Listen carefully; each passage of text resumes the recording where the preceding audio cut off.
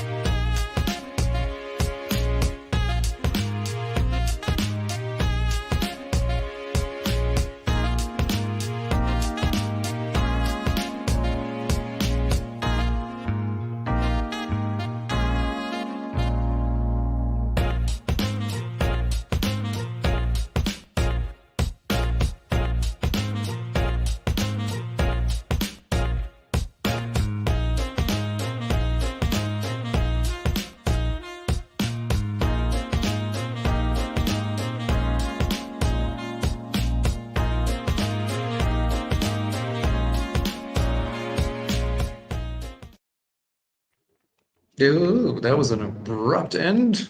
Hello, everybody. Welcome to the Clubhouse. Getting in the festive spirit today.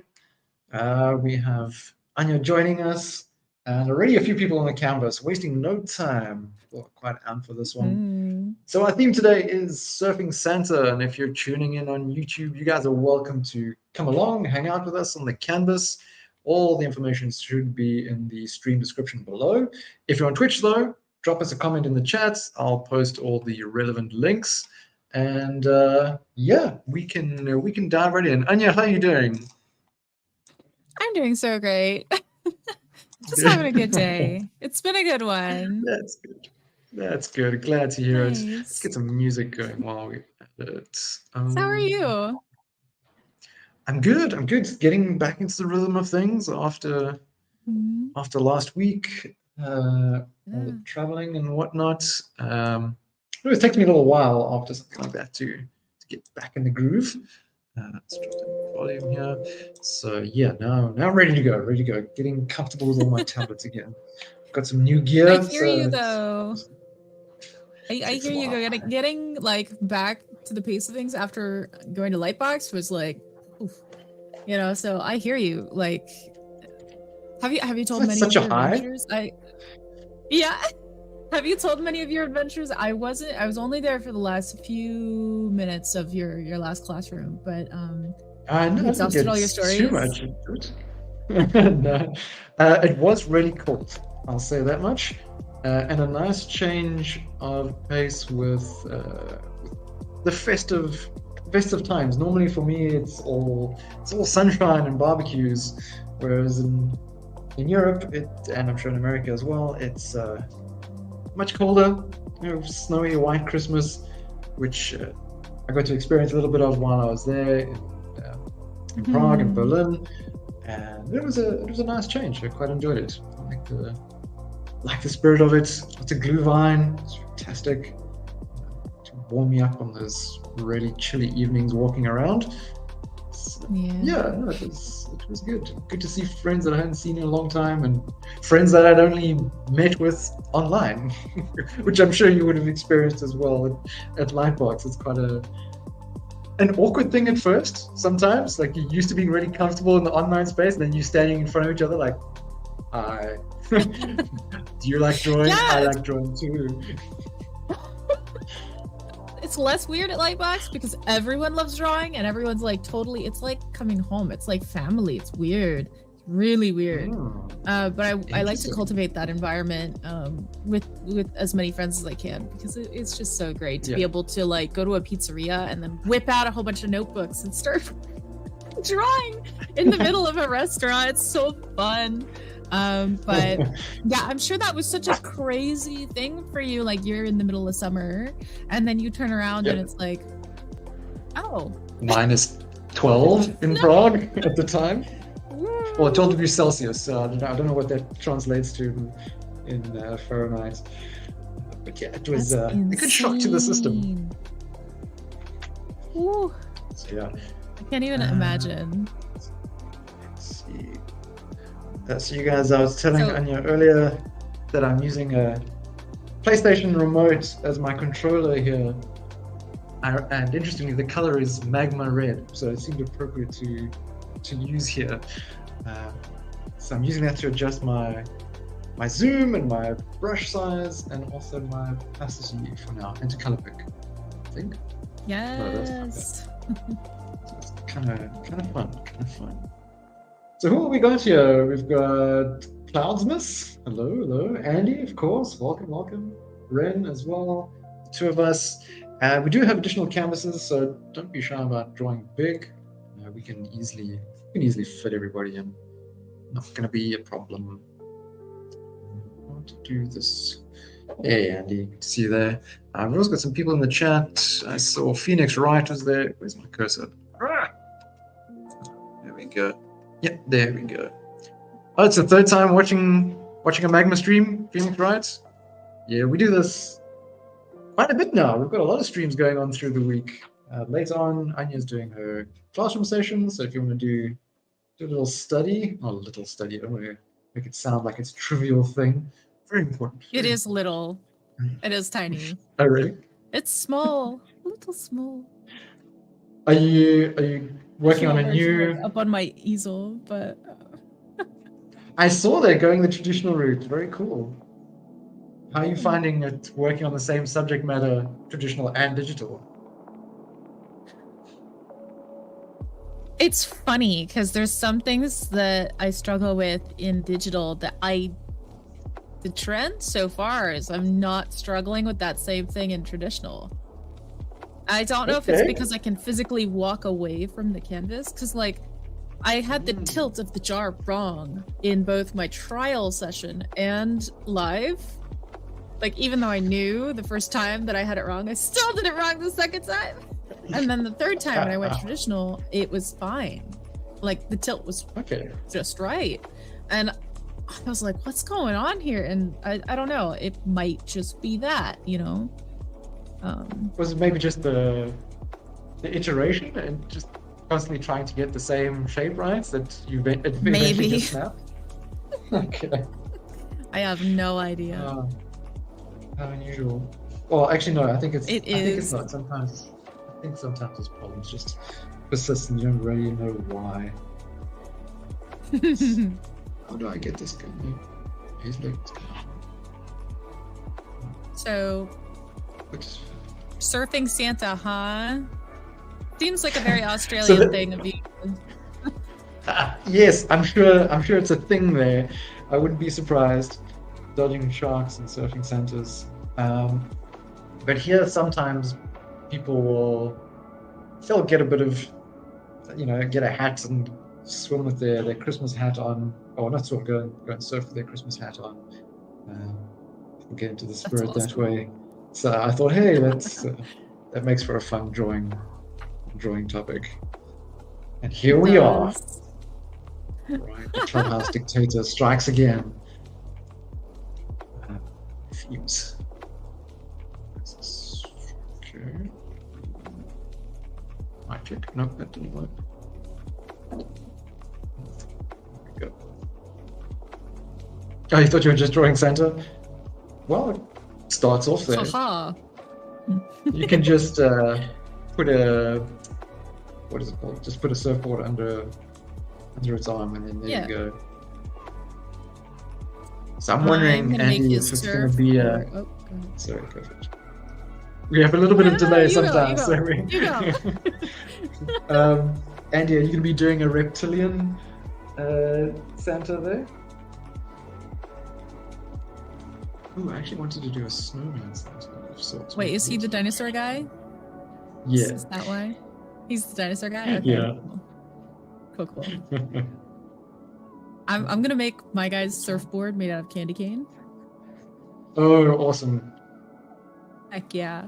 Let's go. Oh, Ren, I've got art block, just gonna chill. Well, the best way through art block is to make more lines. I found that the best way to snap out of it. Magma red. We've got some sabotage here. What's going on? There there we go. I had water. There we go.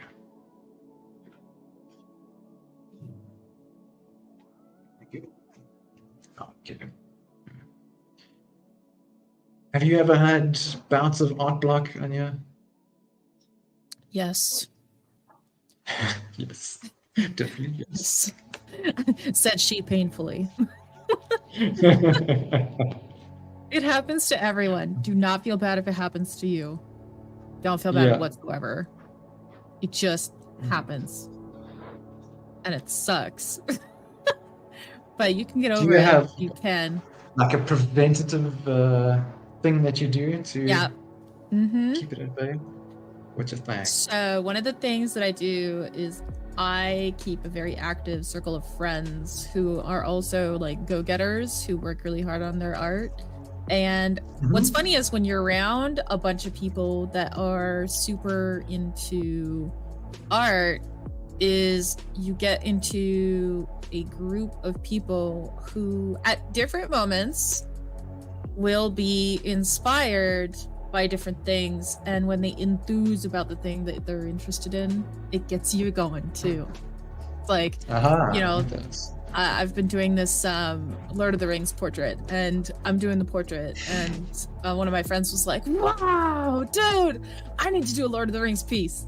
So like they're doing a Lord of the Rings piece now, right? But you know, for all I know, they could have been having an art block, and then they saw mine and they were like, "Ooh, yeah, let's do it. You know, let's go." You're really nailing that scene study there. That expression on photo. Good. Oh, thanks. I love portraits. I love it. Any chance I can get to do a portrait, I'm like, I don't know, because I love people. I love talking to people. I love getting to know them. I love just figuring out what makes them tick. And the portrait, it's so like you can see into the person. And if you can achieve that, if you can like reach into the person and really portray that, it's just right. And I just love the pursuit of trying to make that as impactful as possible. I don't know. I see. So I'm accidentally getting distracted here because I keep accidentally tapping on I'm creating a new canvas. Let me hide my sequence panel here. Oh no! My drawing tablet has whoops. What have I done? This tablet has touch input, and I'm still getting used to it. It's extremely sensitive. You got this. We believe in you.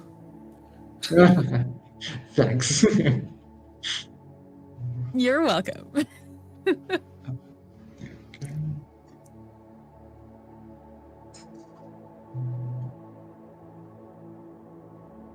Oh, man. Indeed, I love dinosaur creatures. Yeah. It's cool. Yeah, I saw that surf have these like. They have these what? The surfers, they have these crazy gestures. Like I'm just looking at this person. Oh yeah. Because I'm doing this from reference because I'm not like as good at constructing in movement yet. So I'm just looking, but they have such crazy gestures. Like this is kind of crazy. We'll see what some of the guys do when they're doing like longboarding or single fin surfing. They have these much longer boards, and yeah, they're just gonna pull off like some funky tricks. Some people will do handstands on their boards, or they'll put a chair on it, or it's kind of like dancing on the board as they go. Whereas with short boards, it's kind of your feet are in place, the board kind of becomes one with the rest of the body. But with the longboarding, you're kind of moving around back and forth on the board. Whoa! And oh, I've seen that. I've seen that. Yeah. It's like, and there's that typical thing of them standing like right on the nose of the board, their toes kind of hanging over and like leaning back. Oh, it's kind of cool. That's so cool. It's quite stylish. There we go. Cool.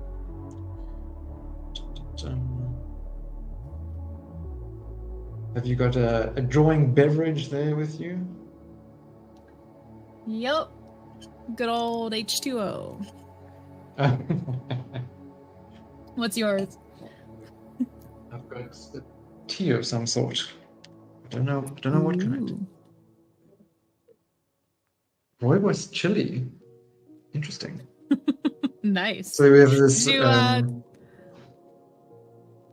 We have this one like it's a very South African type of tea. It's like rooibos or red bush tea, which is quite nice. It's a little lighter than black tea. Not quite as bitter as the black tea that we get in the stores. Good flavor. It often gets mixed in with like chai spices or turmeric, or in this case chili. Chamomile is a common combo with it as well. It's kind of my nighttime tea. So yeah, this is. And while we've been traveling, it gets a little either really expensive or really difficult to find rooibos tea. My little piece of home. Yeah. I think I have had some of that. I've had red rooibos tea. I liked it. Yeah. I had it with honey. I'm not sure if you're supposed to do that, but yes, with honey is best. Okay, good. You're doing it right. You're doing South African tea correctly. Okay, because I've had people tell me like, you're not supposed to put anything in it. No, you're supposed to have it black. It's like, okay. You know the elitists of tea that like you have to brew your water at a specific temperature and you have to stir it clockwise 15 times and then anti-clockwise or counterclockwise 3 times and then leave it alone for a mystical, it's a very specific amount of time and then you drink it. I've got a good friend who's like that as well. Very particular about his tea process. And look, there's nothing wrong with that. If that's you out there, like, good for you. Like, the pursuit of excellence is great, but I'm not like that. So. The pursuit of excellence, tea excellence. Yeah. Yeah. It. Well, I'm trying to pursue art excellence, but yeah, tea excellence is not really on my radar. One excellence at a time. Yes. Although I do boast that I have local honey instead of just regular honey. Ooh. Nice. How local are we talking? Like, there's a guy I know from my church who has the hives like on his property, and he lives, I think, like 20 minutes away. So he just gives me honey. He just gives it to me, and I'm just like, oh yay! So I've just stopped buying store-bought honey because, like, it's just so much better. And okay, there's some debate. Okay, I'm not gonna say that what I have to say here is like factual. Okay, take that with a grain of salt. But there's some debate that if you ingest honey that is local honey, then you'll have a greater kind of antihistamine resistance to the flora in your environment because you have the local honey in your system. Now, whether or not that's true, I have no idea, but it sounds like it would logically be the thing, you know what I mean? Yeah. Sounds like it would work to me. Yeah. So, no, for sure. We kind of adapt to our local environments. We're eating things from there. I think it's a possibility. I'm okay with believing it. Believing that whatever I'm putting in my system is healthier. So sometimes just the placebo effect sometimes is like just enough to get you there. I see Andy saying everything's better with sugar, the bitter sugar. just a little bit. So there's gonna be a little bit of sweetness. I also like it. I've got a very dangerous sweet tooth, so I'm also going to add a touch of. Ooh, actually, with my of which, coffee, very with seldom. the holidays.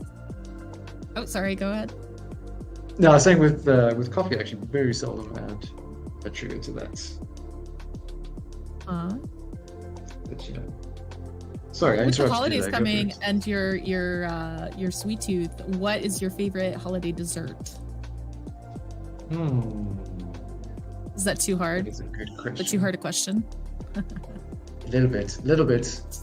Interesting that it's not like a traditional Christmas dessert, but there's a dessert that my mother makes that I think is kryptonite for me. It's called Boomy Hills. It's a kind of fridge tart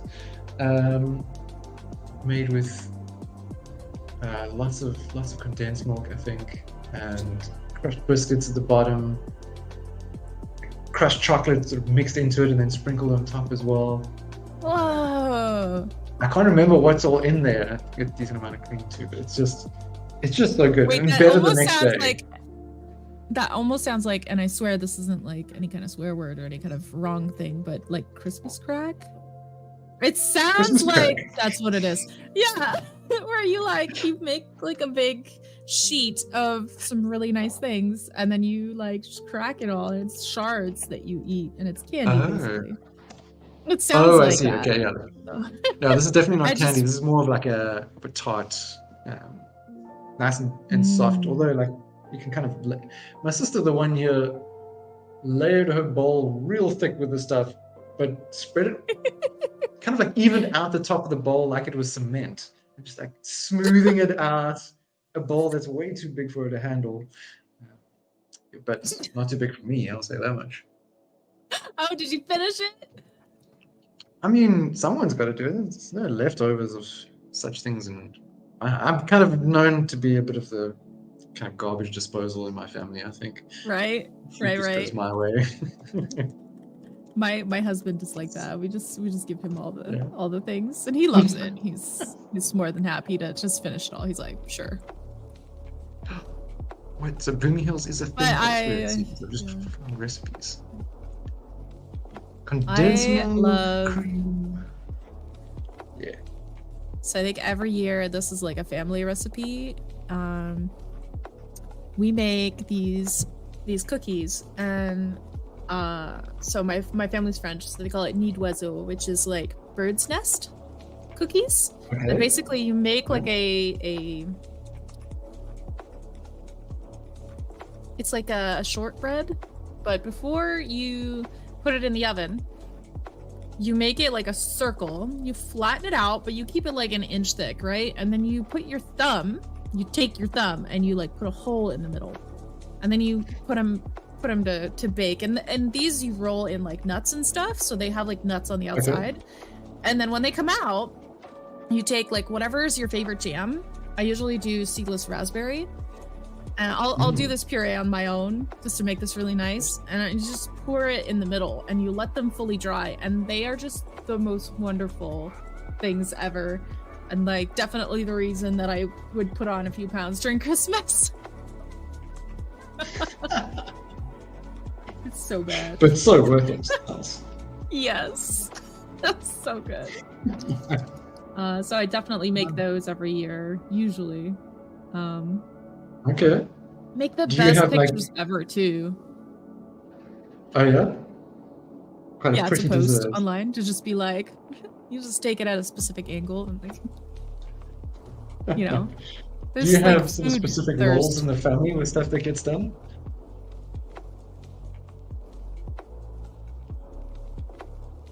I do like all the cooking. Oh yeah. I'm just like the person that everyone's like, okay, well, you do all the cooking. I don't know. Would you like it or not? No, I think I grew up like my grandparents were always bringing me into the kitchen and teaching me things. Okay. So when I got married, my grandmother turned to me and she said, well, what do you want? And I just kind of said, can you put together a recipe book of all the like old family recipes and just give me that. And she looked at me like I'd grown a fourth eye or something, right? Because normally people would ask for like money or like, you know, kettles or whatever. Nah, I was just like, can you just give me the family recipes, please? And so she did. She, to her credit, she 100% did that. And to this day, I have recipes that I can bake that will forever remind me of my childhood.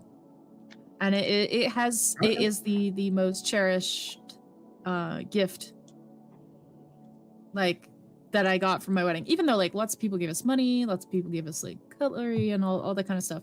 It was great and I'm super thankful. But I'm also like that was the one that because like the whole like changing cultures and moving to a different country to be with my husband and my family, it's like I get to bring that part with me and introduce that to my family and create new memories. It's wonderful. It's wonderful. Nice. You relocated to a new country after you got married? Yeah, it's crazy. I'm going to the States. Knock on wood. Where were you before? You were in France. Sorry, what? Where were you before you moved? Canada. Oh, right. Okay. So Canada is where I'm from, and being with my family involves going to the States. Again, with that lovely, lovely Magma red. It's potent. Yeah, it's that beautiful, beautiful Magma red. Gotta love it. I like how Rain was like, I got an art block, I'm not going to do anything. And then the floods our canvas with red. Here we go. Inspiration for everyone else. There we go. Respond to this. Yeah, no problem. More. I see you were asking about a new layer, how to do that. Is it your first time using Magma? I don't know if you're actually on the stream or not. But if you are, let me know if you're new. We also have a bunch of resources on our YouTube channel. Second time, okay, cool. That's still pretty fresh. It's still pretty green. We have kind of like a tutorial section on our YouTube channel, the kind of beginners getting started series. So if you're looking for how to use certain tools, that might be useful. Got stuff on taming the full buckets tool, which can be a tricky beast. Diving into your brush settings, dealing with the difference between your art desk and your Artspace, because that can get a bit confusing sometimes. So it's you can find all of that there. Okay, just having fun. Cool. For the most part, things are quite similar to some other apps that we're used to. A lot of similar hotkeys because we want the experience to be as seamless as possible. People moving over from different. There we go. Now things are going.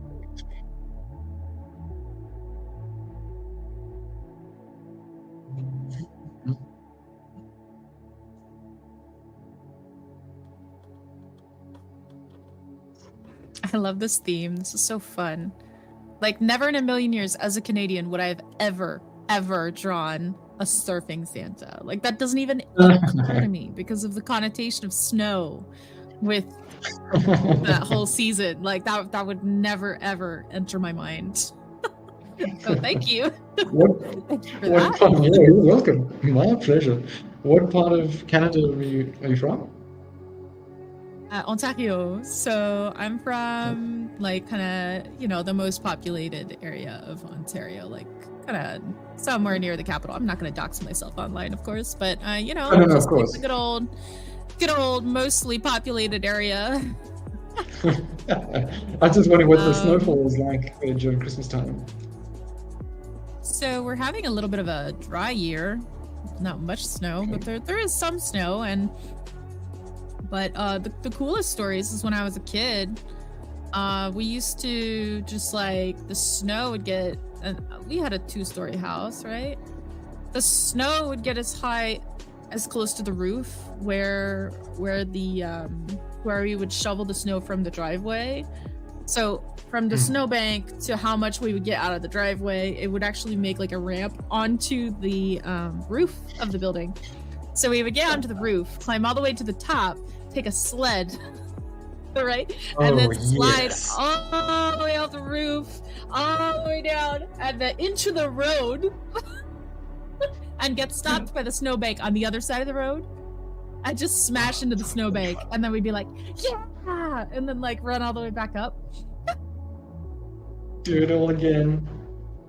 Man, I hurt my shins so bad one time running into a car. Like that. Don't do it, kids. Don't do it.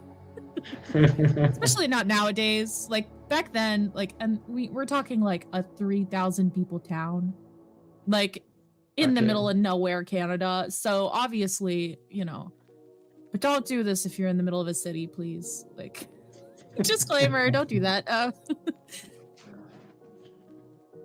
But it was super fun. I also, I think I was a little older at this point because the sled thing was when I was like 7 or so. But I think when I was a little bit older, I think like 13, I would come home, I think from high school at that point, or almost high school. Was I almost? I don't know. Either way, I would come home and my siblings would get home from school, I think an hour later. So I think many times there would be like fresh snowfall, and what I would do is I would go to the like the tallest part of the snowbank. I'd get my shovel and I would just dig this hole all the way to the ground, like as big as I could. And then I would take chunks of snow and like build an igloo on the top portion, and then I would dig out a path on the side into the driveway, so that when they got home, we had like a cute little place to hang out and play that wasn't like super cold. Okay. We used to even take. It's like, not at all the direction I thought you were going to go with this. Oh, okay. Well, I mean, we could have just gone indoors. Like there was no like problem, but I thought it would be cool. So we would do that. I'd bring like a spray bottle with food coloring in it and like spray the inside, and then you could bring lights in there. And it was the cool. It was so fun. I thought you were gonna ambush them from your little igloo.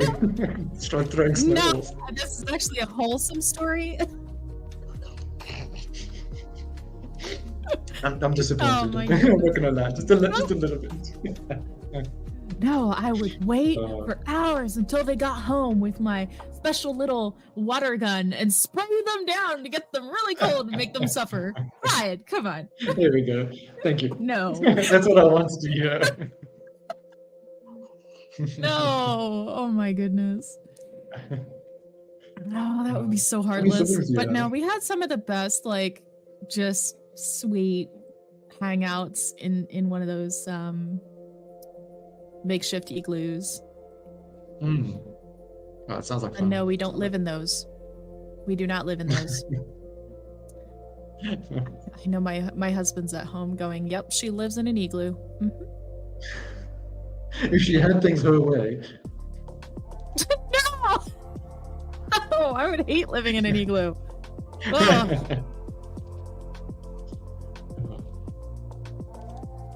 Just wonder. Yeah, how's things going over here? Like something against the cake. No KP. KP, is if you're listening on the stream, is your pressure sensitivity still not working?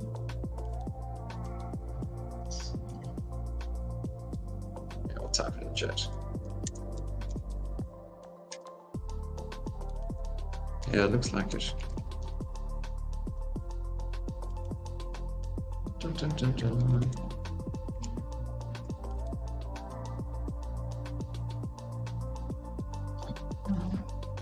That was me again. I'm starting a new call.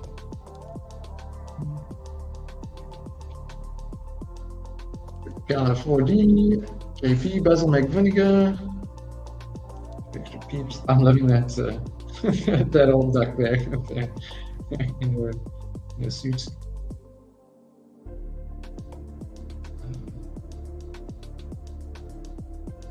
I don't know if old duck is that might be a very specific term to my neck of the woods.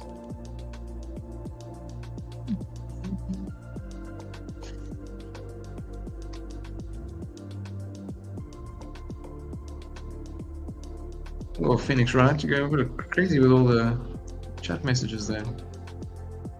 I'm not going to read through all that.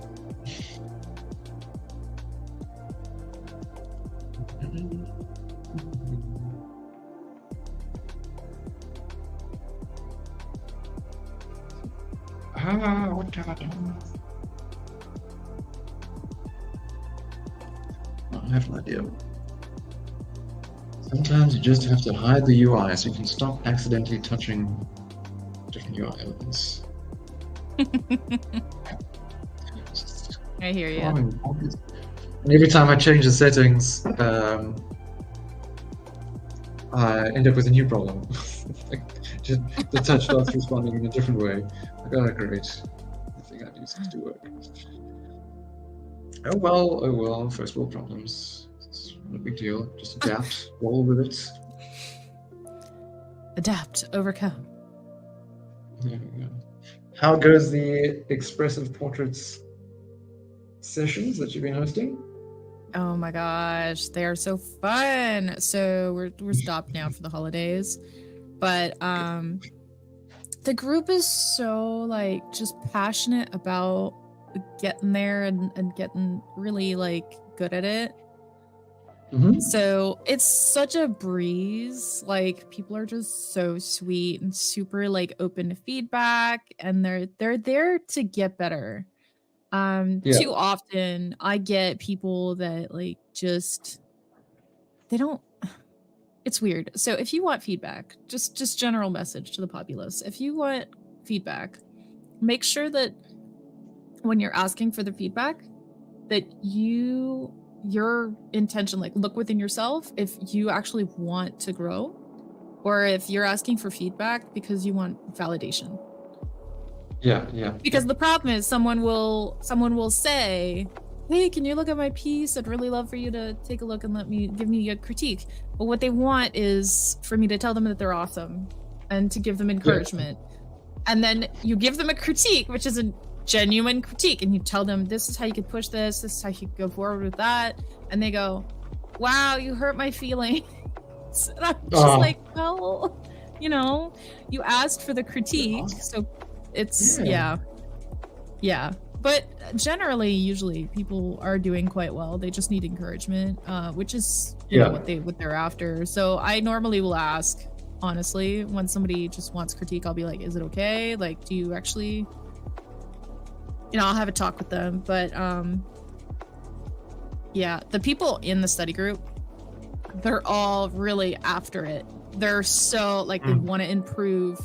They want feedback. They want to really capture the different very complex subjects that portraits come with, because whether you like it or not, everyone is an expert when it comes to portraits, given that we look at faces every day. So if it's even slightly off, everyone can call you out on it. Like everyone just knows. And that's so scary. Like that sucks. So a big thing I've had to like talk with people about is like just getting over, you're gonna suck. It's not gonna be that nice at first. It's gonna be a struggle too.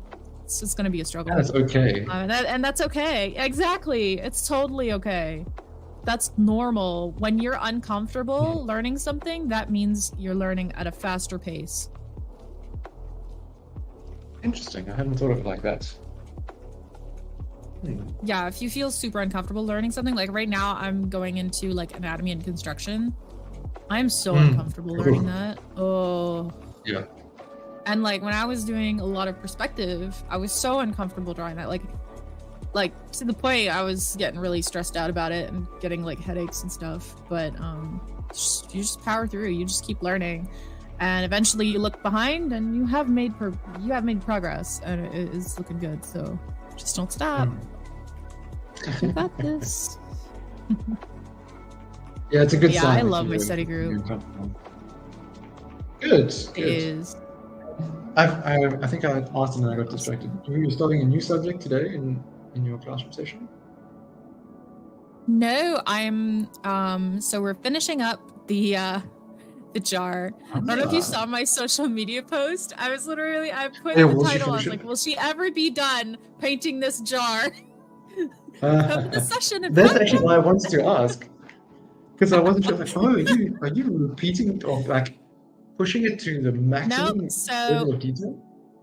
Yep. So here's what we're gonna do. I'm gonna give everyone the opportunity to paint on top of my work. So instead of having everyone on the same canvas, I have multiple different boards. People, you get the reference in large, and then on the right side, you can either start over if you want, or you can use my previous work from the last session to paint over. And I'm going to be talking about how I would go about to finish it. So yeah, it's Mike, I'm not going to get upset if somebody wants to paint on mine with me. Like, that's fine. But I just would appreciate not having like 50 people at the same time on mine. But definitely, you know, if you're comfortable starting your own, go on a different slide. If you want to paint on mine, there's a layer in every board that is just my work from the previous session that you can turn on and off. So it'll be super fun. Is this an approach that you've seen others implement? Because that's like a new approach for me, seeing that.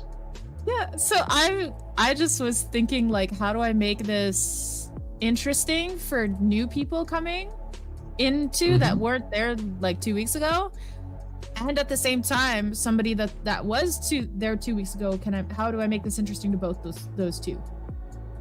And the other issue is that if you're painting like super small, like I was on that canvas from 2 weeks ago, it's hard to get in and do details because your pixels are like really big. So I needed the space to be able to like make that illustration much bigger so that I could go into detail this time around, because that's what it's about. But I also had those two other problems, like so I'm trying something new, and if people like it, we can do that.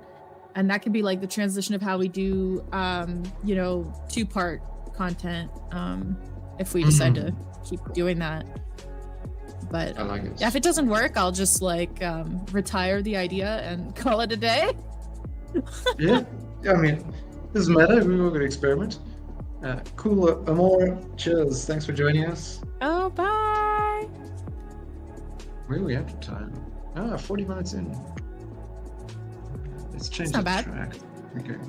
Yep. So I'm making any progress. That's all right. It's all right. There we go. Yeah, it gets a little late for me, that session of yours. Oh, no worries. I gotta be fresh tomorrow. No worries. I'm not gonna, you know, track you down and wake you up and call you right before my thing. Like, that's not. You know how ridiculous that would be. You didn't tell my session. Yeah, I have a meeting like every Monday, exactly when your session is. So I can, if ever that meeting is canceled, I'll be there, and then I can always show up for the last half hour. So I'll see you there. Nice. But otherwise, it's like super hard for me to make it to yours. So it'd be incredibly hypocritical of me to be like, "Yeah, no, you have to be there, Ryan." Really? Like, so silly.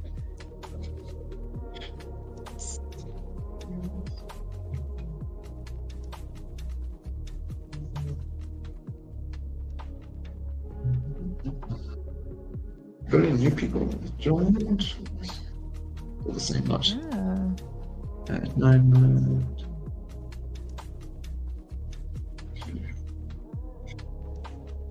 Ooh. No wonder I accidentally bumped up my stabilizer. If you guys ever notice any lag with your pen, you've probably bumped up the stabilizer. I've finally been a victim of that myself. Ugh, I remember getting into Magma for the first time in a while and having that issue. Ugh. Not fun. You're trying to paint and it's like lagging everywhere. Ugh. Yeah. Teeth grinding moment. Great for the mouse users. Of which there are many. There's a guy, what is his name?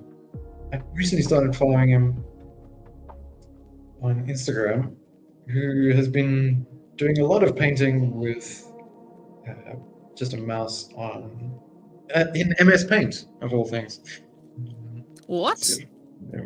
Yes. My goodness.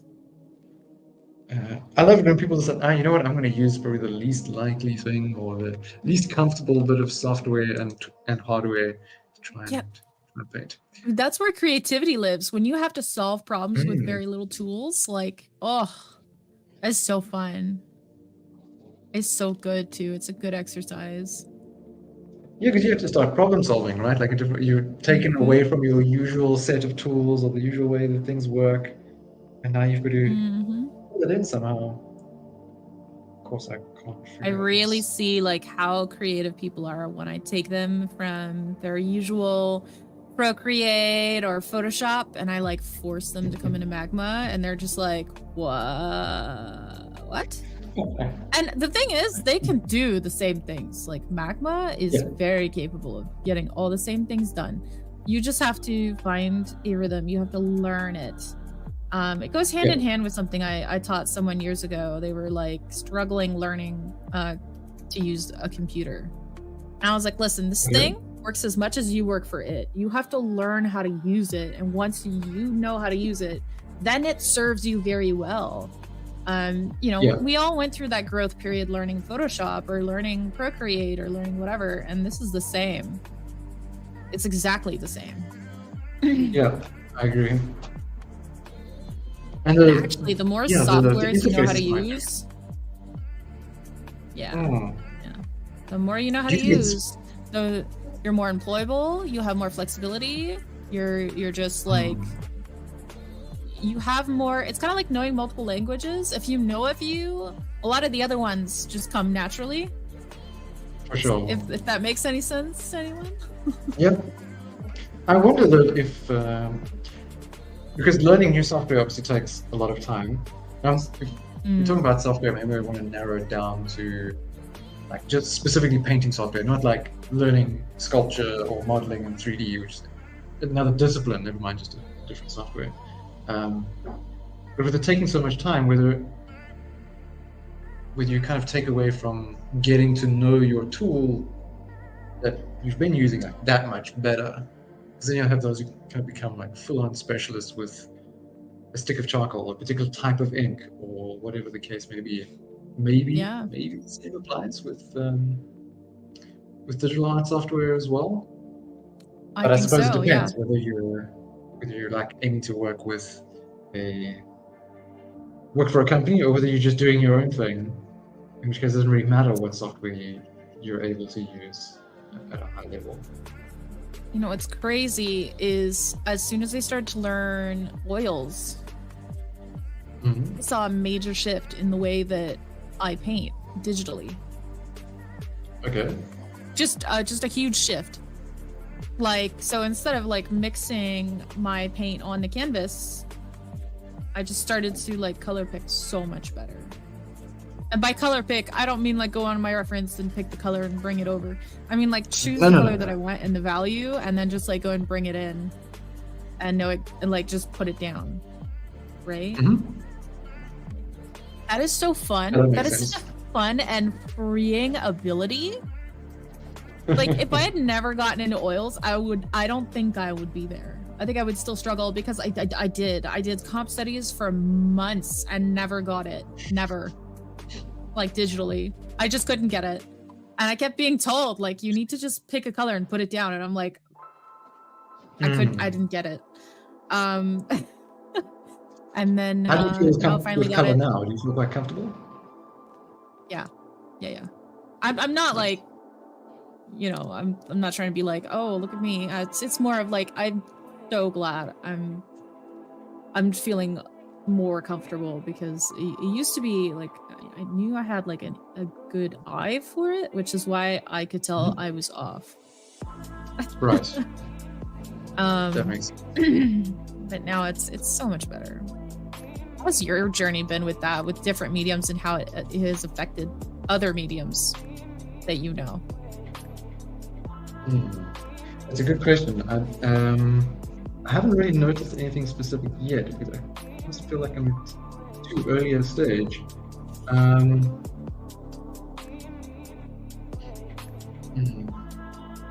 I think with digital, you're able to experiment a lot more, of course, with limited consequence. So you can easily undo or like, okay, wait, that color didn't work, and you can very quickly replace it with something else and experiment with different combinations. And so I think it's easier to maybe train the eye a bit with doing things digitally and go through that experimental process thing. When it comes to drawing traditional or painting traditional, you kind of know already what colors you're looking for, but at the same time it can go the other way, where if you having that thing of, well, if I put this color down, it's going to take forever to dry, and it might like blend in with other things, and it's still going to have like a bit of residue. I have to take my time and pick carefully and think about it. That can also like really catapult the process. But I think for me, I'm more okay, I'll go the safe route. Let me play around digitally, try my compositions digitally, and then go the traditional route. Just because, as most of us go through that, self-doubt tends to win a lot of the battles. So at least with digital, I can go through that process much quicker and then make final decisions rather than going straight to the canvas and I realize 50% of the way in, they're like, you know what, I actually really don't like this composition. I can't fit in the other elements, or like focus is way off. Oh no. So I hear you. I just want to bring up the way that I did it. It wasn't by painting. Okay. I didn't paint. So I did what's called Schmid charts. So I did like, you know, I took every shade of paint that I have and then I mixed it into 5 shades of white. So like the original paint and then a little bit lighter, a little bit lighter, a little bit lighter, a little bit lighter for every color of paint I had. And then I did like, I think 16 charts of one color mixed with every other color at 5 shades of white. And it took forever, right? But if I stayed present with that, I observed things. I observed the reaction. I observed what was happening, and it just unlocked it for me. I have no other way of saying it. It just did. Like, I have just the difference from before doing it and after is kind of like if I were to take stuff from before and stuff from now and put it side by side, you would see it like immediately. And it presents itself not in, it's weird. It presents itself not in the variety of colors that I pick, but in the edges, because I can just take something and put it down. So before I would blend a lot on the canvas to get the color I wanted, which means everything was overly soft. Whereas now I could just put something down, and so I retain a lot of those edges that would normally just disappear in my old paintings. Okay. Weird how that can just kind of trickle down into everything else, right? Yeah. I mean, keeping some of those brush marks, that softness, you end up losing a lot of that painterly quality.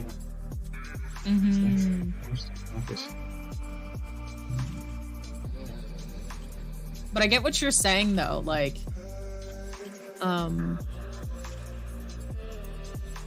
yeah, it is a struggle. Like, if I'm gonna do a traditional painting, I want to know what I'm doing first. Like, I usually have a whole game plan, and I'll do like a burnt sienna sketch first, just to make sure I have all my proportions and everything.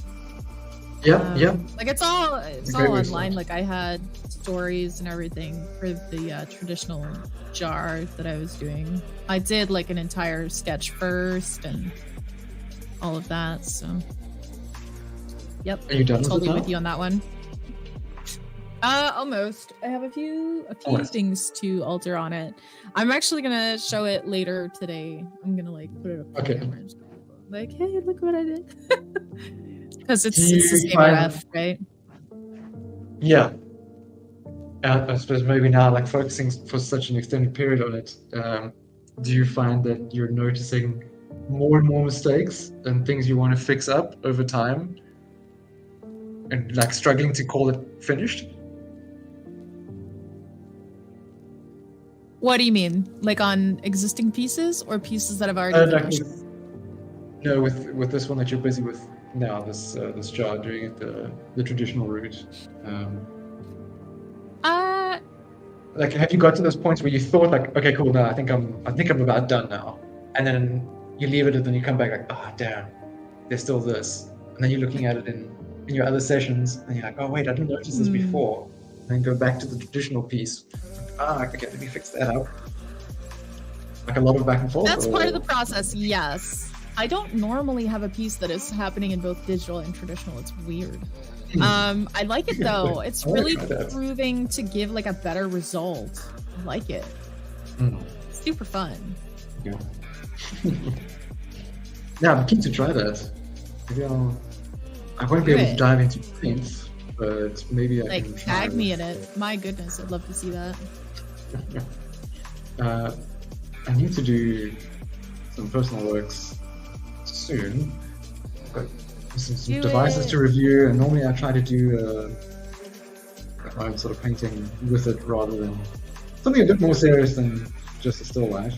Still life, maybe the lower hanging fruit, but it's been a long time since I've finished a painting for myself, so I need to get back into it. It'd be a fun exercise to go with, maybe like using charcoal tools in Infinite Painter or Procreate or whatever, and then actually knock it out in the sketchbook as well with some charcoal pencils. Could be fun. Ooh. I wonder if it'd be a similar experience.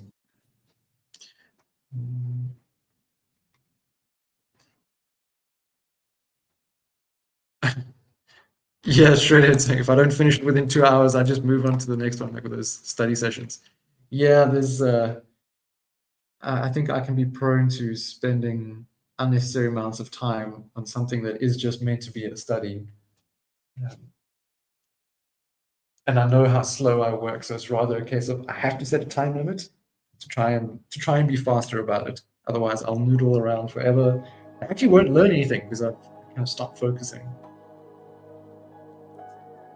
Oh, I hear you. I'll just have sketches and sketches and sketches. A lot of people are like that, and I think like there's nothing wrong with that. I'm just trying to see if I can't get some people to follow me on the journey of like getting a piece to a further along stage, even if it's just a study. Because if you never practice how to finish things, you get to a painting and you make lots of mistakes that you wouldn't normally make because you haven't practiced it, right? That's a great point. Yeah.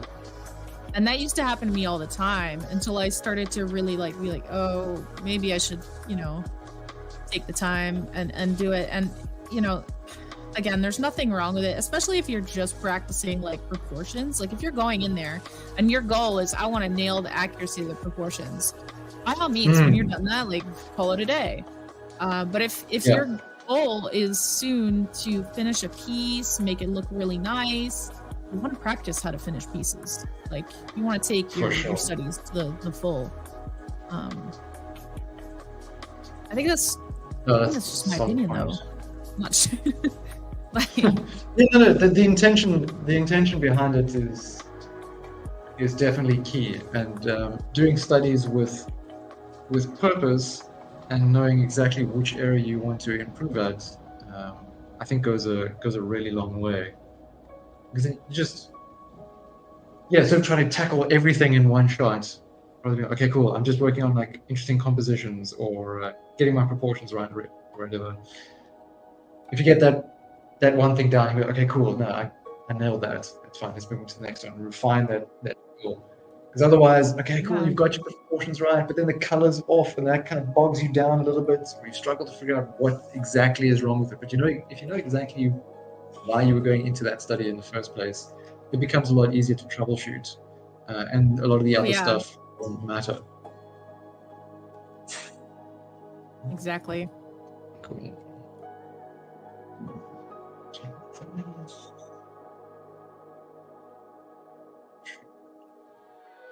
I gave my character underwater gear. Nice. Just in case it goes under. He character. There we go with this suit and everything. Yep. I have not been for a surf yet since being here. Not that there's been much in the way of waves. You're telling me that you haven't gone to see the dolphins yet? I've watched them from my window. That's about it. There's one. Come on now. You boasted about those dolphins. You need to go see them. They're missing you. No. There was a guy. When was it? It was probably on the weekend.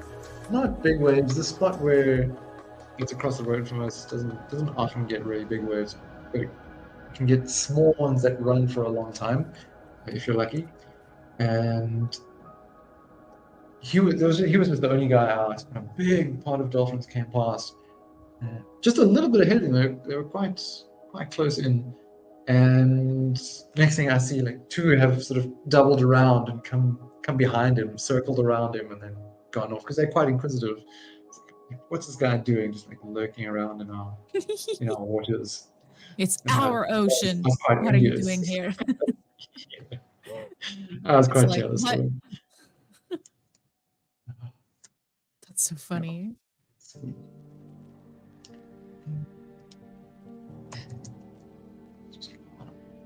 That's not working. They're just bored. Maybe swimming up and down, seeing the same old fish.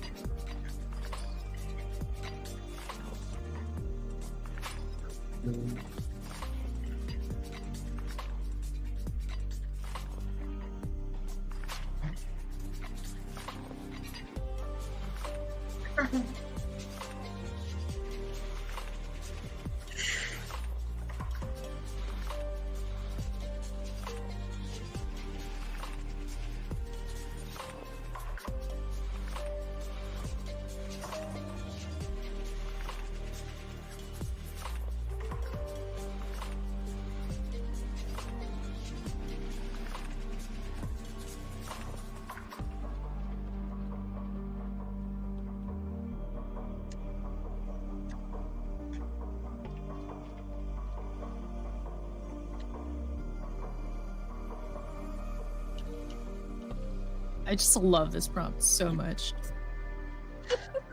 Yeah, that's quite a fun one. It makes me laugh.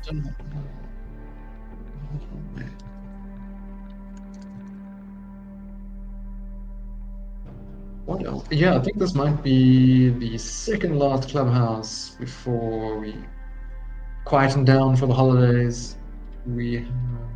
Nice. We were planning on doing one on Saturday. I think Saturday, but I haven't got a theme outline for it yet. But I think it'll be you, me, Alejandro, one of our other streamers, and also Solomon will be joining. Cool. Nancy doesn't often pop in, so that'll be fun. That'll be fun.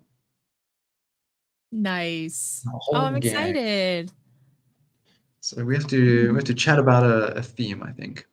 Should be something Grinch related. Yes. So we had Surfing Santa. The Grinch. My kid loves that movie. Yeah? He loves the Grinch. The little puppy in the Grinch just cracks him up to no end.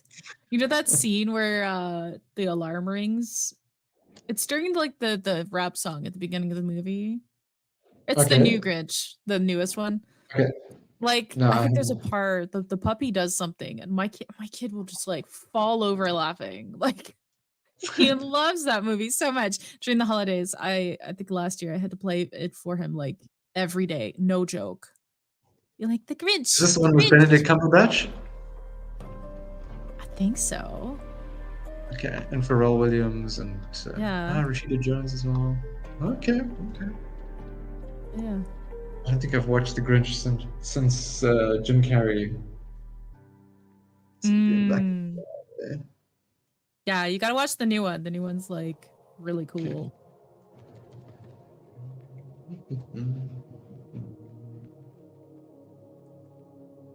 Some things up here. looking chaotic.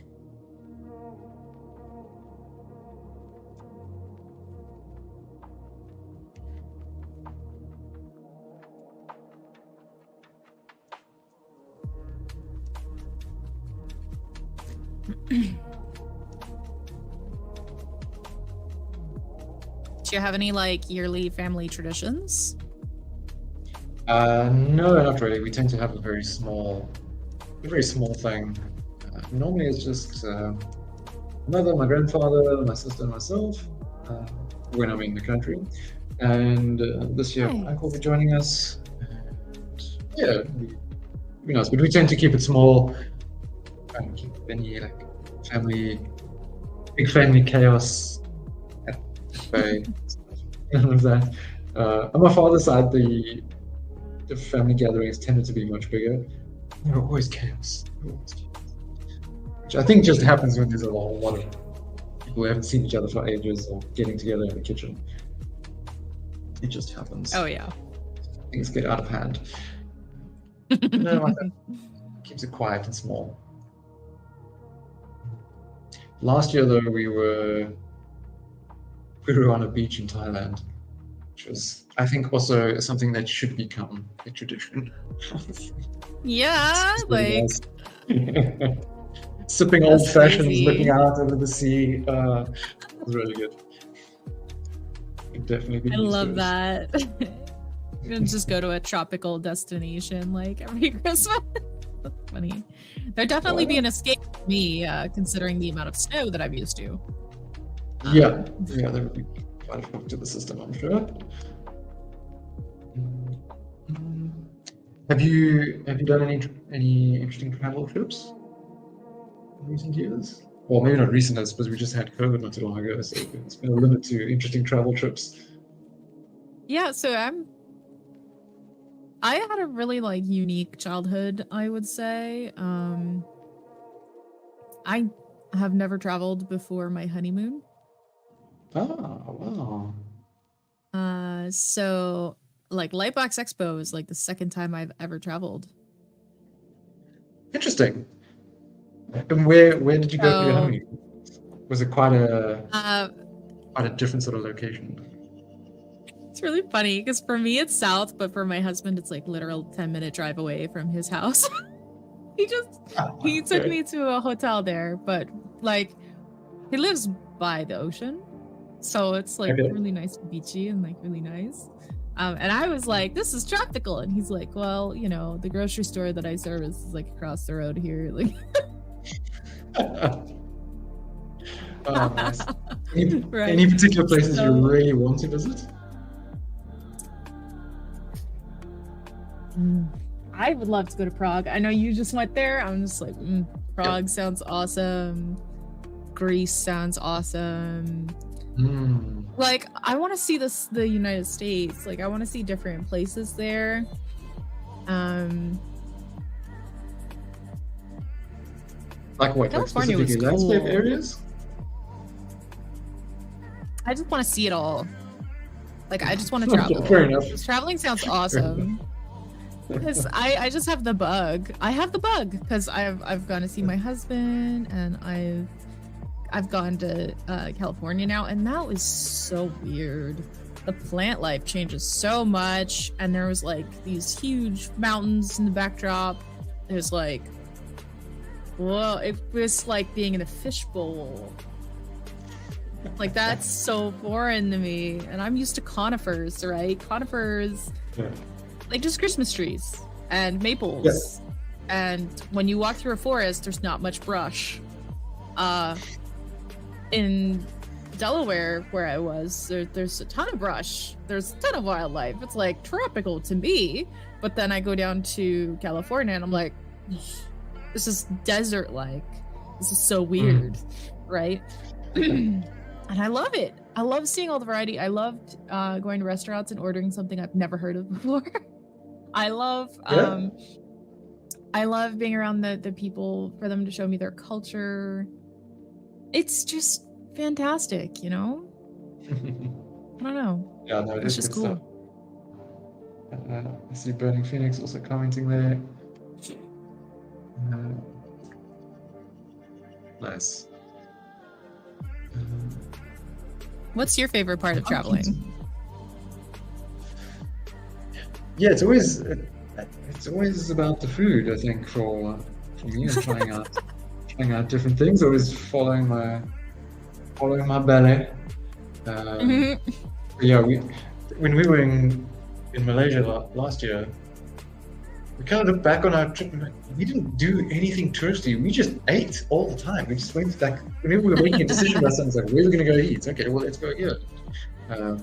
It's a ridiculous amount of sushi, but at a lot of the malls, the food courts there are really diverse with what's on offer. So you can keep going to the same mall and the food court there and get really good food, but something different each time. So that's Nice. so you can just sit there, try something new, and people watch. I can't think of a better way to spend the time, really. Sometimes it's the simplicity. Yeah, exactly. And for us, like we tend to travel very slowly, so it's also getting to see more of the everyday and how that compares with what we're familiar with. It's more interesting. It's cool to always go and see some like touristy sites and whatever, but being able to just end up going to like the supermarkets regularly and then starting to see patterns of behavior of local people, it's really interesting. I do enjoy that element. So, we'll see. And now with our plans to go to Japan, I'm curious to see what I won't like in Japan. Because obviously in every country there's going to be something that you don't quite find, especially when you're there for an extended period. But I have romanticized Japan big time in my head, so I'm kind of we'll see what the reality check is like when we're there.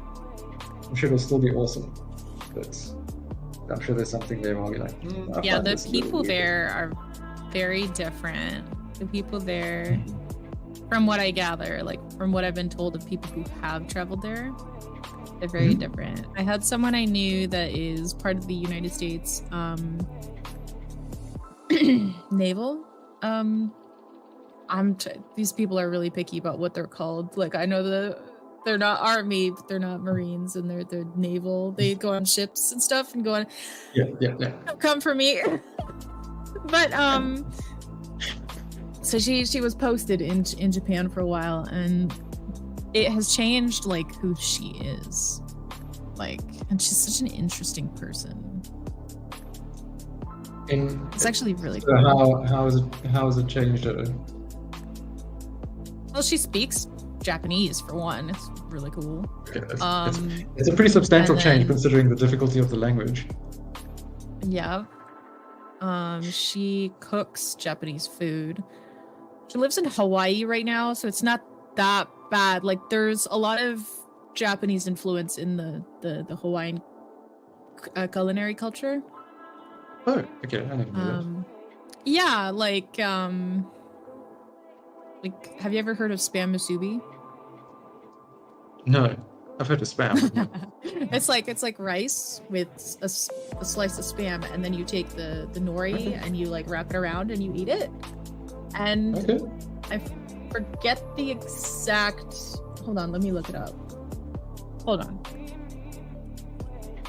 I see Fred asking about the airplane flights. Yeah, no, flights are certainly not my favorite part of travel.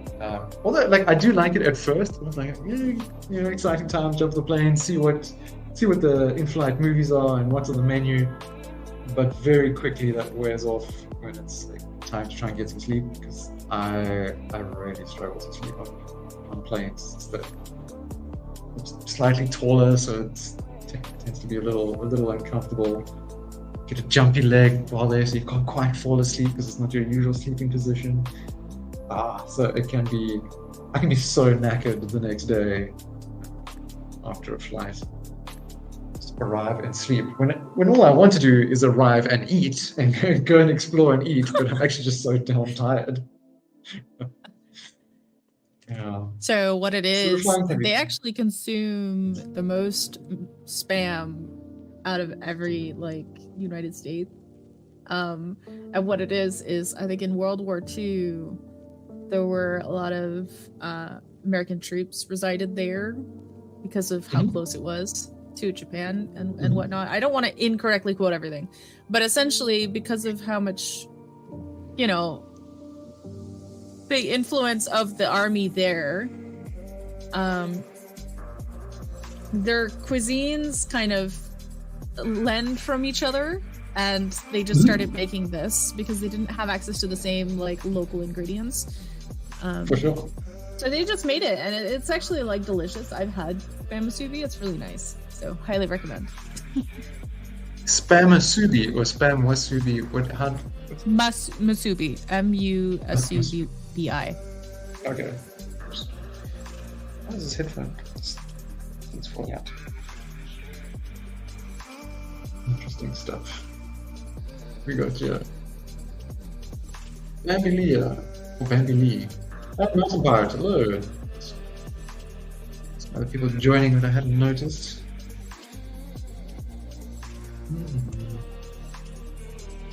Yeah, this should be darker.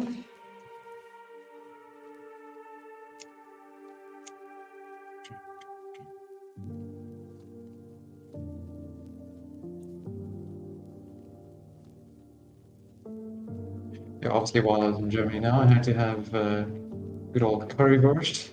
For saying that like a bit of a clown, but cool, that's about. Good to have you here. Most of our teams from Poland, and the one chap was, no, we have to. My goal for this trip is currywurst, so we're always like on the hunt for it at the Christmas markets. And we had a good one at one of the bigger Nice chain things. Yeah. What else was there? I actually had Vietnamese food in Prague, and this friend of mine that was showing me around, he was like, "This is actually this is relevant, like locally relevant, partly because a lot of younger people go out for Vietnamese food, but also because there's a big population of Vietnamese people who moved over to Czech Republic years ago. It's kind of like part of the history and a big relocation during the sort of Soviet and communism era. So yeah, it's actually become like quite a big thing. There are a lot of Vietnamese restaurants around. So to child there. I think it was a hazel. I didn't try this, but there was a walnut brandy. I'd never heard of it before, but I imagine it to taste really good. It's sort of nutty flavor.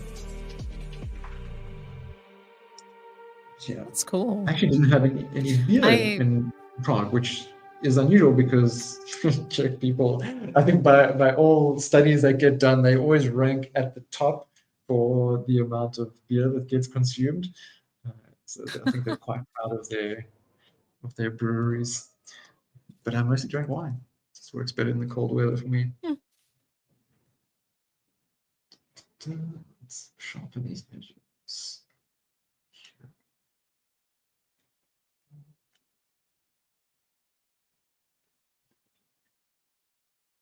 Oh, and I think Jonathan might join us on Saturday as well. Let's see if we can. Oh, cool. See his family for a couple hours. Did you just say a family of 4? No, I think we can steal him away from his family. I was like, what are you? He's so cute, though. Here's a crowd, 4's a family. Yeah. That's so cute. Yeah, we've got 40 minutes left of the stream. Plenty of time for fun. I'm like adding all kinds of little details to mine. Fun. Nice.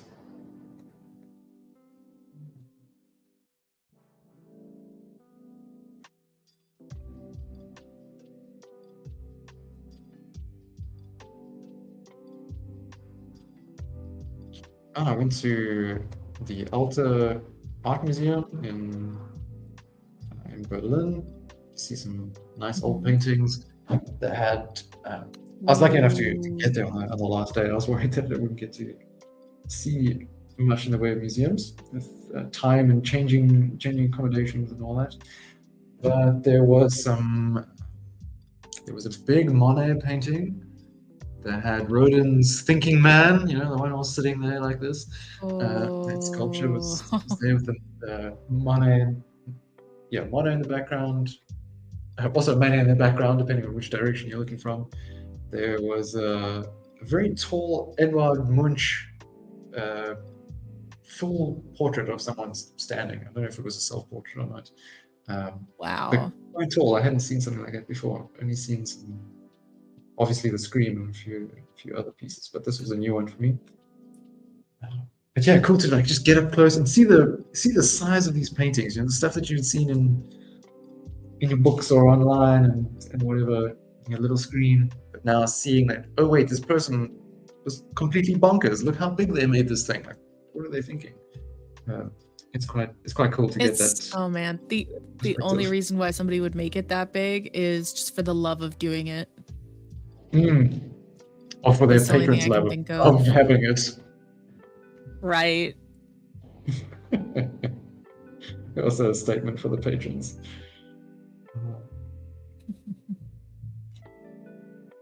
But just one of the things that stood out there was I guess one of the painter's names.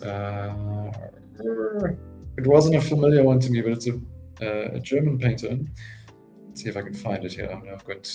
I know I've photographed one of the name tags. No, not that one.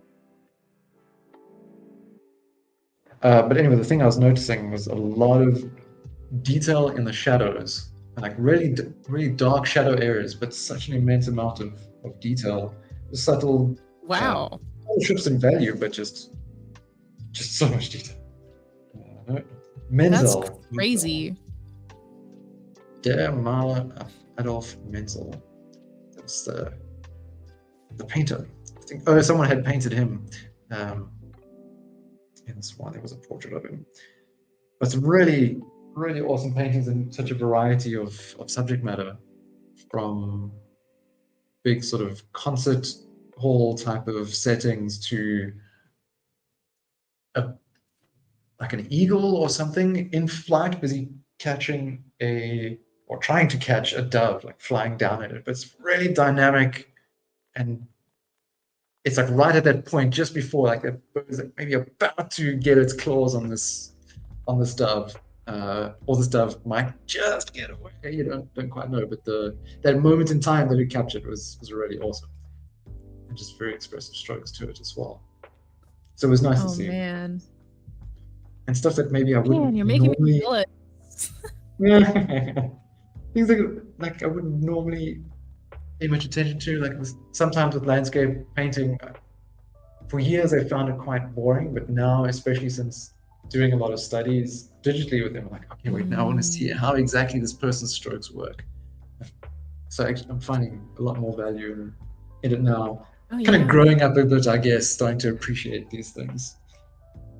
Like you try to do them yourself and you just suddenly realize, whoa, this is hard. Exactly. Whoa, and then you look at the pieces that you once thought were so boring, and then you just look at them again with, how are they doing that? Are they magicians? Yes.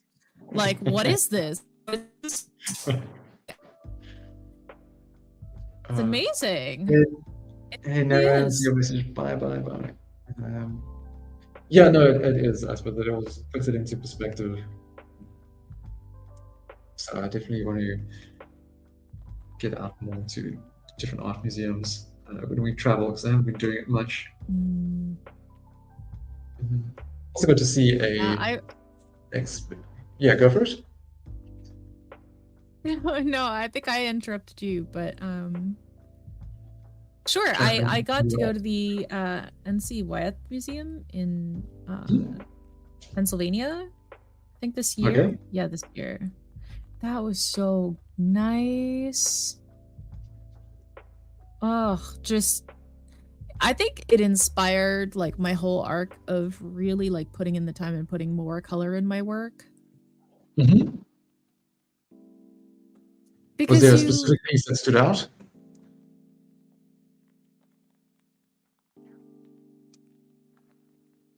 There was 3. There was just this massive crow. It's like he's huge. I'm just like, I walk in and I'm like, whoa. Like that was the one that just grabbed my attention. So like I was meant to go like clockwise through the room. Of course, what happened was I saw the crow and immediately went to my right. And I was like, yep, that's where I'm going. So I just go straight there and I'm just like with my husband, and like he was probably like, oh my goodness, woman. They stood there forever. Like I stood there and just like, you're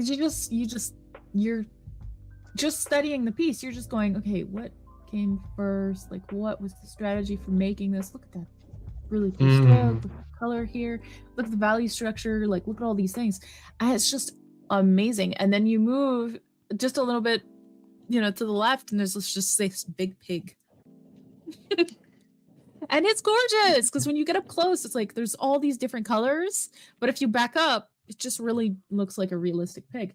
And it made me realize for the first time that maybe even if you do realistic work, you can change things about what's there to make it more impressionistic, and it still works. So I started playing around with that. I think the third and final piece that really struck me in NCY's work at that particular museum was I think it's called The Captain. And it's this piece, and there's a peacock in the background, just a bunch of peacock feathers and stuff. And then there's him, and it's a beautiful portrait. But what really blew my mind is the guy's hands. He's got his hands like front facing like this, and you could see all the little veins and stuff, and this beautiful, perfect understanding of what's underneath, paired with these expressive brushstrokes. And I'm just sat there like I'm just like ignoring everything else. I'm just staring at the hands. It's called Captain Nemo. I've been there for a while. Yeah. Oh, you found it? You saw it? Oh. Yeah, here it is. It's so good. Yeah, I like you want to like drop it in? Show people? Yeah, sure. Why not? This is a decent quality one. It's so good. It's obnoxious. There we go. I've put it in the top corner. Okay, so behind center. So I'm hiding the hand. In real life. Okay, so that looks very like straightforward, right? In real life, the thing is, number one, it's darker than that. It's much darker, like value-wise. Yeah. And number two, in that left hand, like where you could see all the veins, there's like purples, and blues, pinks, and greens, and it's like, it blew my mind. Like, I just was like, what? And you would think like, what is she on? But no, I promise you, like, you go see that thing. Yeah, it's that is much more accurate to color. Look at that hand. Look at all the variants. It's even worse in real life. It's disgusting. It's disgusting. It's so good. And like that left cheek of his, that is just like almost pink. It's vibrant in real life. I don't know how he did that. It's disgusting. It's like, how dare you be so good, sir? It's really good. Really cool. So good. Sure. I'm gonna hide this. Sorry if someone was watching that. Oh man, you put that up, and now I'm like coming back to my candy cane surfboard, and I'm just like, yeah, I kind of want to like go and hide for a while. Right? Don't compare yourself to the masters, people. Don't do it. Just get angry inspired and then go into the next painting. Yeah, to fuel fuel the anger into productivity. Are we part of the Sith art people now? Possibly. We're just join the art dark side. We have cookies. Come on. One of us. One of us. One of us, yeah. Oh goodness. Was that from The Office? I think. One of us. Might have been. Did the music stop? I feel like the music stopped. It might have. Oh, strange. Maybe. I did not tell it to stop. Next one. Is it disobeying you? It would seem. It's always disobeying me. I have very disobedient technology around me. There's always a problem. Yep, technology.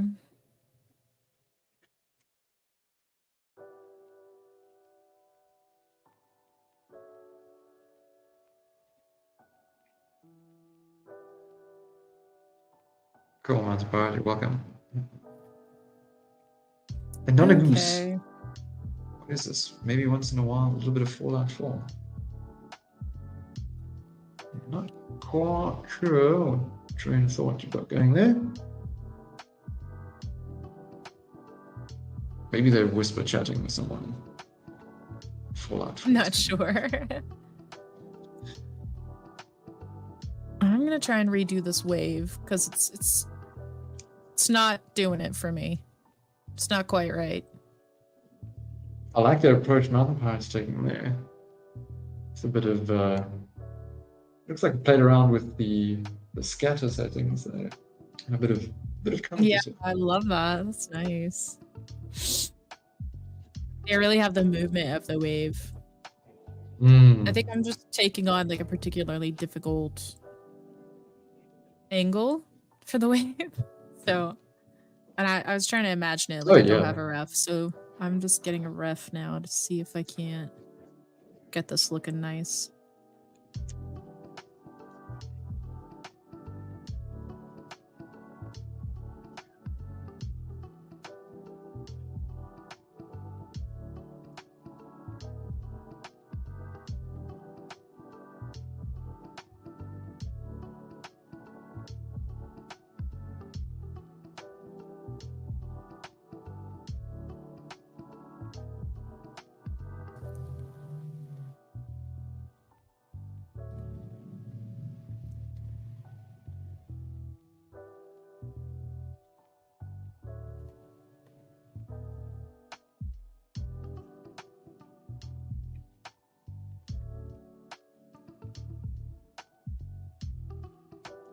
Who's drawing Missile Center? Being asked by Shredhead. I believe that was Basil Meg Vinegar. Yeah. I dig it. And a ripped center on the board. That's so cool. I love it. I love it. Have you seen the second board? No, I haven't. It's actually really cool. Like, let's go see it together. Look at this. Yeah, let's go. Come on, load canvas. It's not loading yet for you. Don't worry, don't worry. It's awesome. It's actually awesome. Like, all of these are so cool. Whoa! Pretty solid liner. Right? Look at that. Amazing. I'm gonna go scout out board 3 for you and let you know if there's anything there, okay? Yeah, I didn't see anything in the thumbnail. No, there's nothing there, so don't go load that. Yeah, some nice Isn't that liner. Cool? Look at that liner on the top right corner. Look at that. Woo. Bambitia, or something like this. Hello. Really nice. This is cool.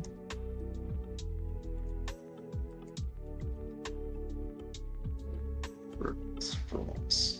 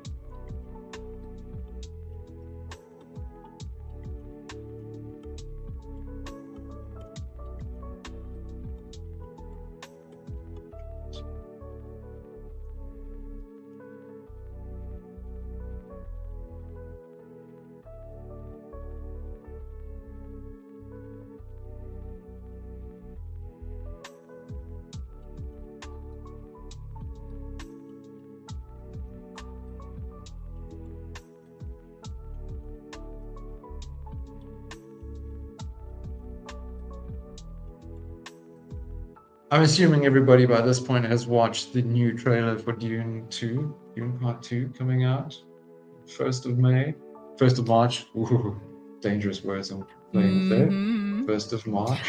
It looks so good. Wait, Ryan.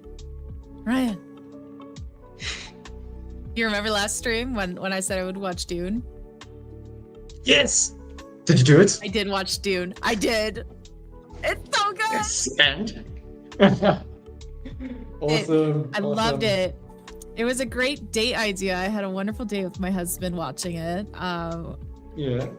He told me all the lore. It's perfect. It's perfect because he knows everything. Like, so I got to be like, husband, tell me all the things, and he told me all the things, and we paused the movie at some bits for him to explain to me what's going on.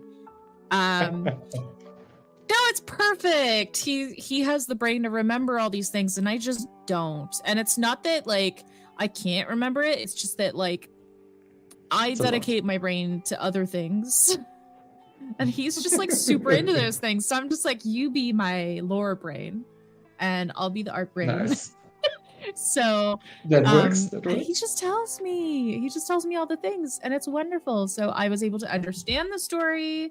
I was able to know the intricacies of some of the politics that were going on.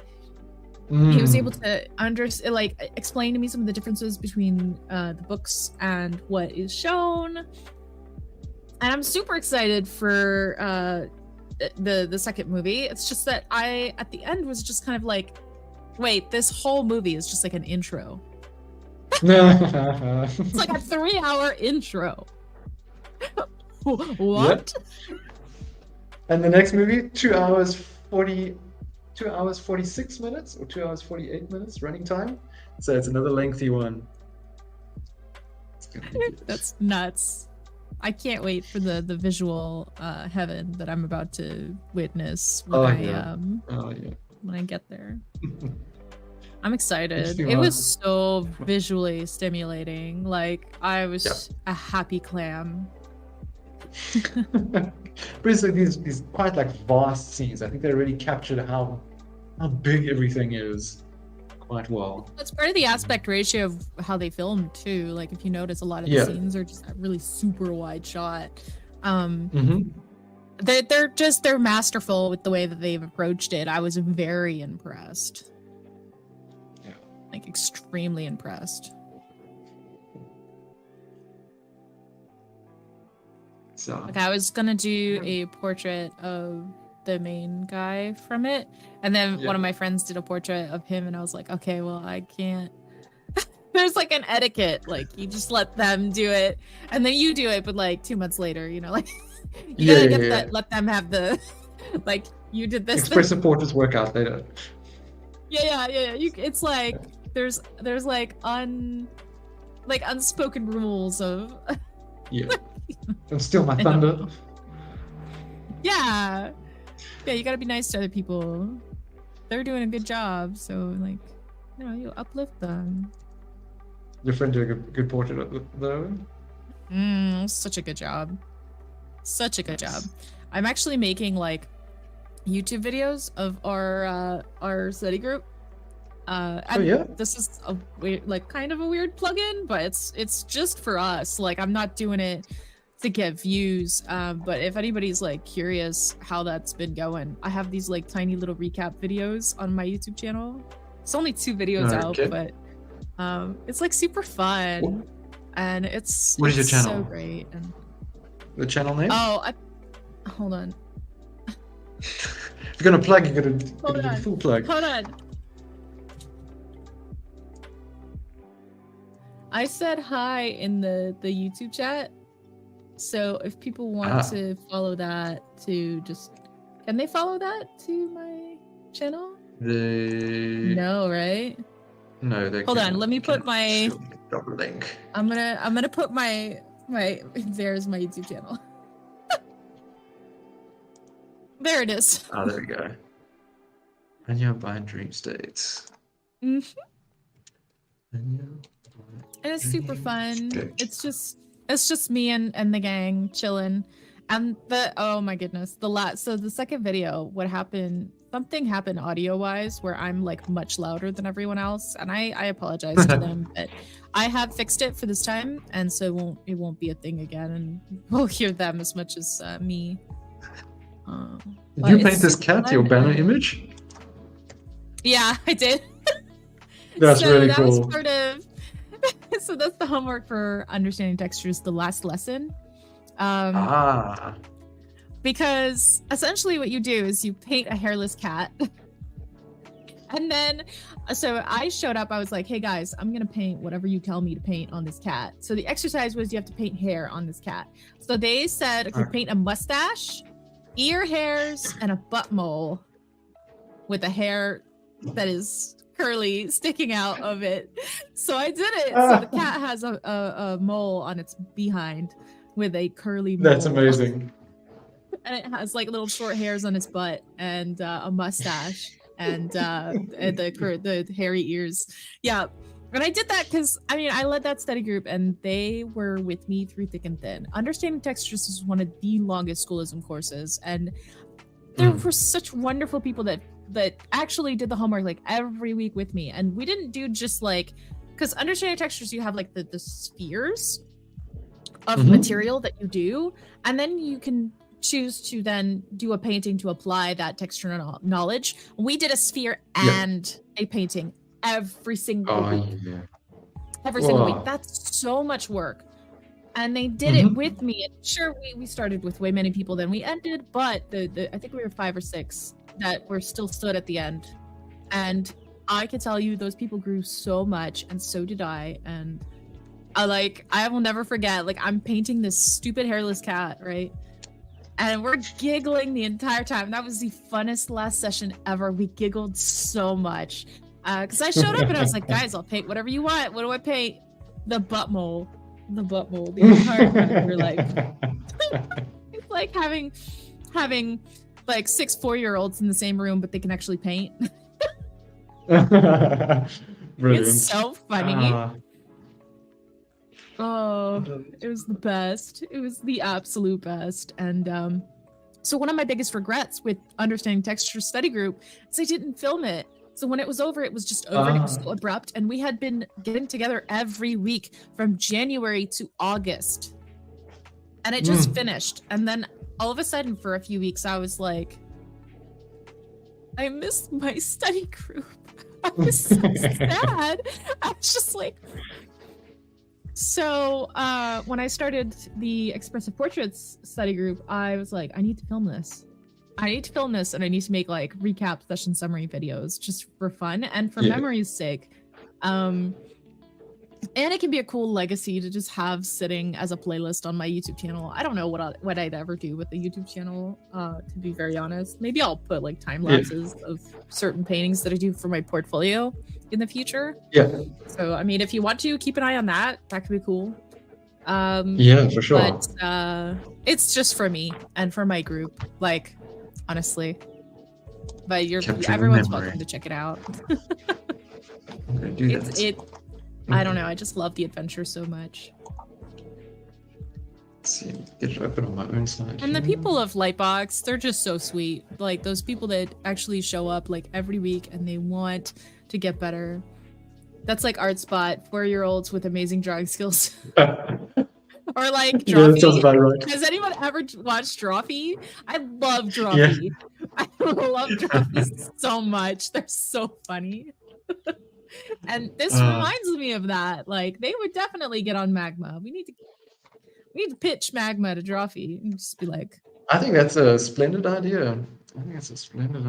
I would love that.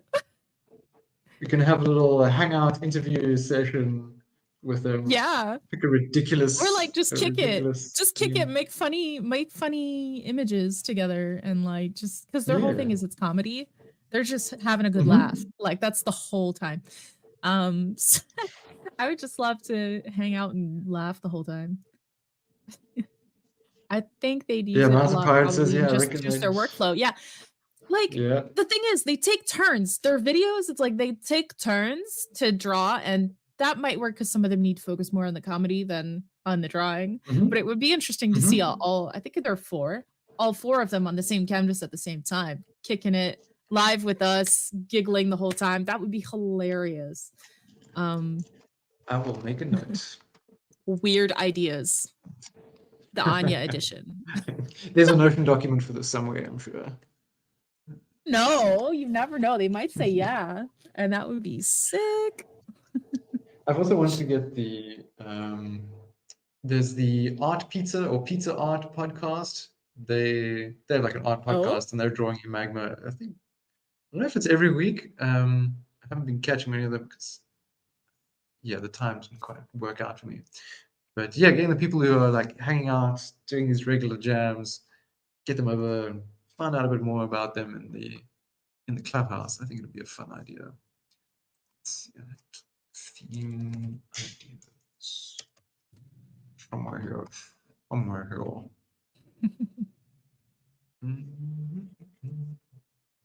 Community live themes.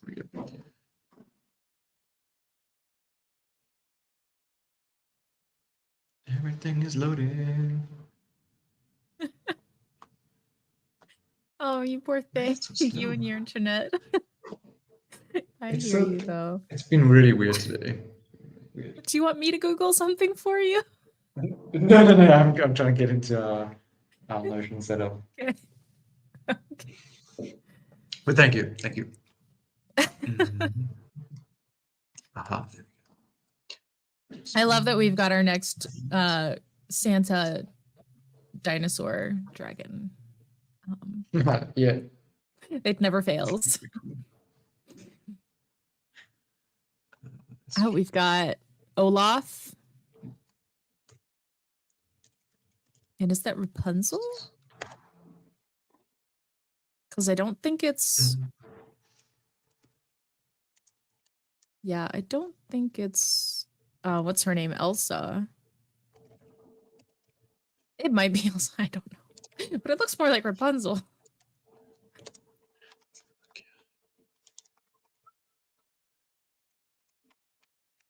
Yeah, this girl right here.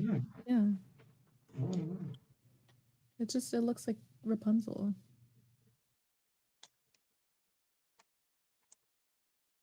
And then... What is it? This music stopping on its own? It's supposed to keep playing. Would that be Sven? Oh, I know what I did. Not sure.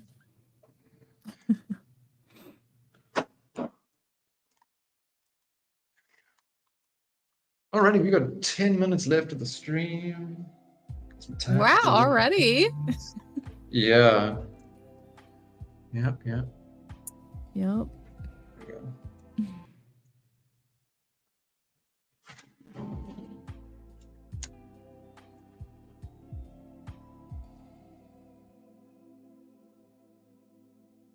I've had so much fun. This is so interesting to just watch people's like different takes on this theme. Good, I'm glad. Yeah, it has been a really fun one. Every time, it's just so interesting to see what people do with the theme. Get quite out there.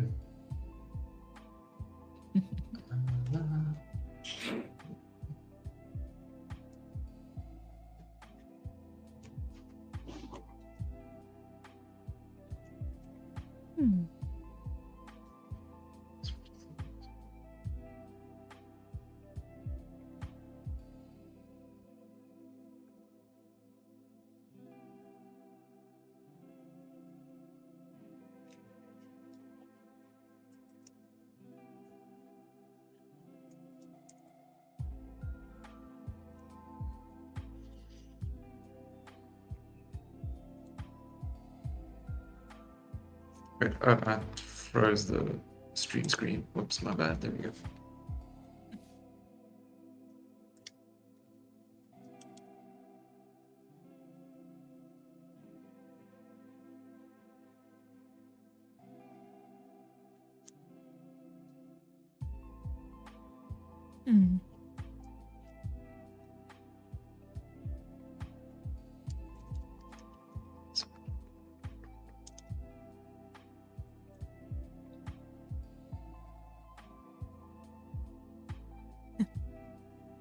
I love that they've got like Mrs. Claus over here, but on her surfboard it's like buff Santa. Yeah, I love it. It's so cool.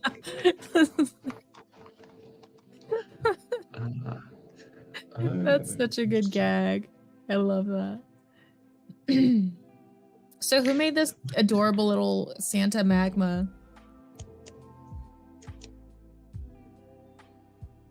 Oh, that was me. As Pyro. I love it.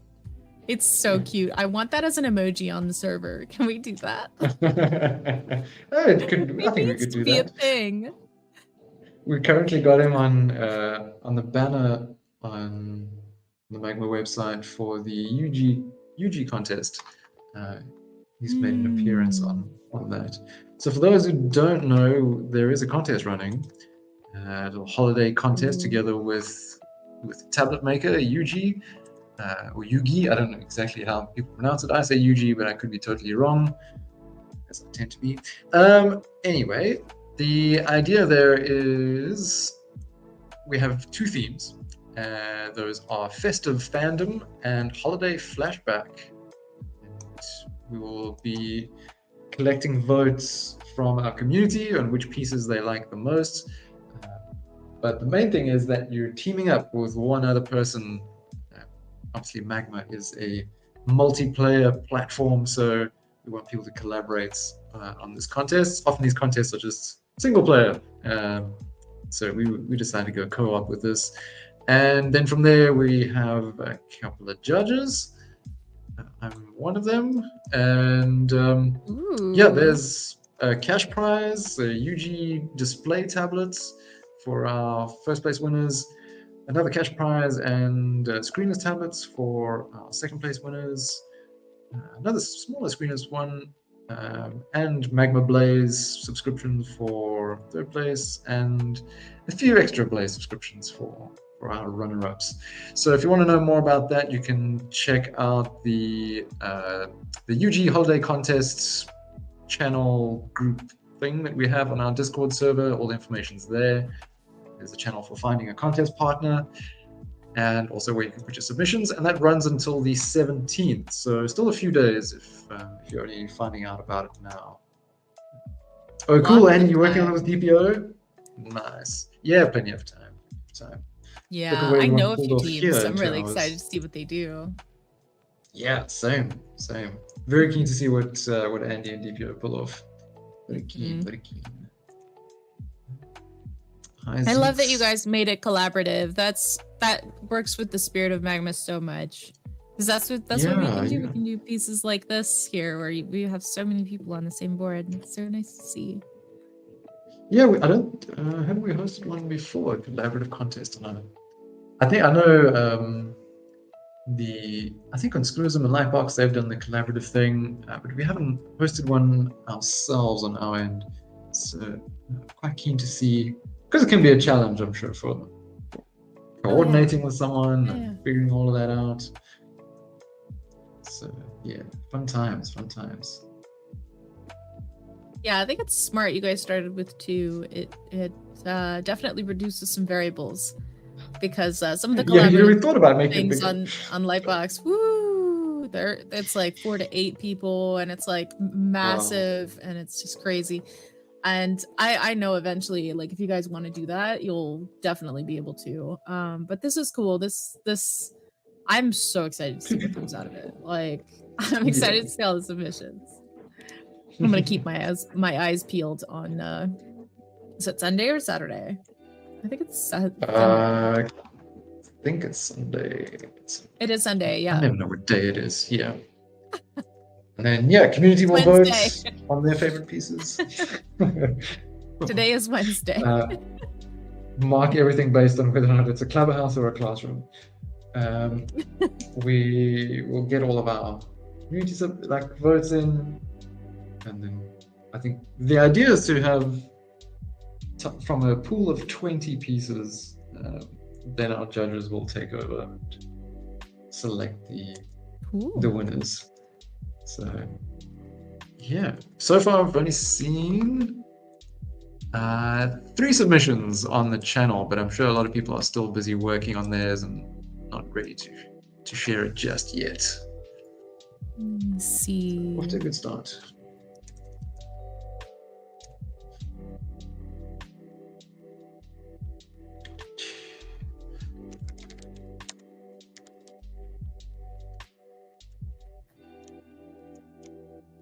Oops, that's the wrong mark. Yeah, wonderful submissions. Aw.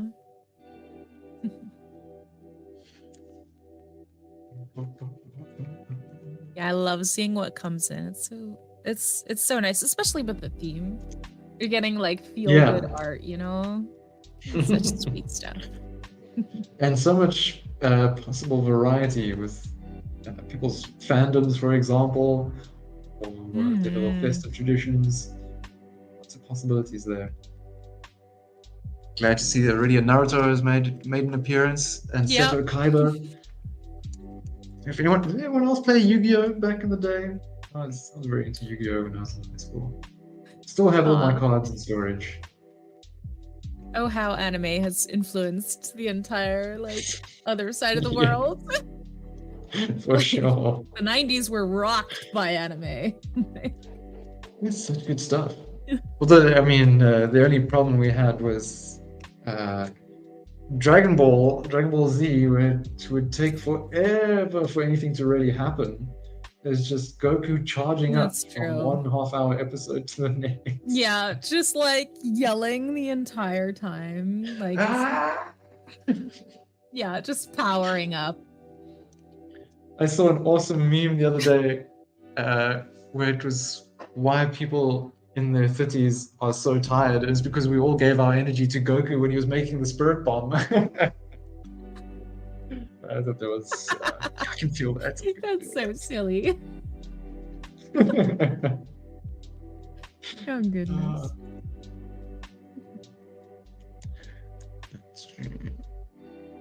They should have drawn Yugi for the contest. I agree.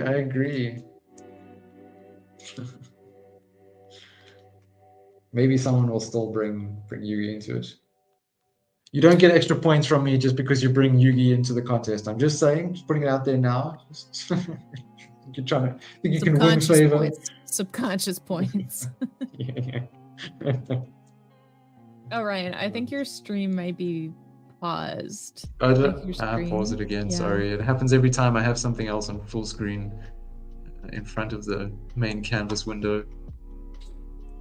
It's all good. Just thought I'd like say so because there's people doing wonderful things on the board. Yeah, Shredhead, that's a good point. We will definitely give people time and ping our server about all the submissions being in, just so we can, and then give people a bit of time to. Oops, that was the wrong message. Give people a bit of time to cast their vote. Because that's a great point though. People who submit late, those who submitted early, you're getting a bit more votes, a bit more eyes. But we will ping everyone. Hi. You could do a thing where like once all the submissions are posted, you like erase all the votes and then you put in a general message like, "Hey everyone, time to vote." You could do that. That's not a bad idea. I will log that suggestion.